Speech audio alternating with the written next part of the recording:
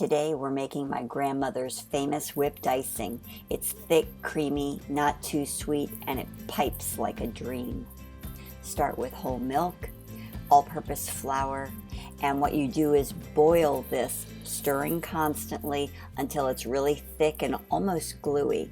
Then you cool it to room temperature and it gets even thicker and more pudgy. In a separate bowl, add room temperature butter, granulated sugar, a little sea salt, and vanilla.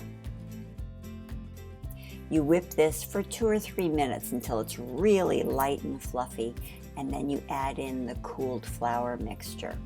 Now, this one needs to beat for a solid 5 minutes, no cheating here. And then it goes into the refrigerator for another 5 minutes, and then you continue to beat after that. But look at the result. This is so smooth, creamy, light, whipped. Honestly, I could eat this right from the spoon. I think you're really gonna love it. It's perfect for frosting cakes, cupcakes, and just look at how thick and creamy that is. Ah, so good. Enjoy.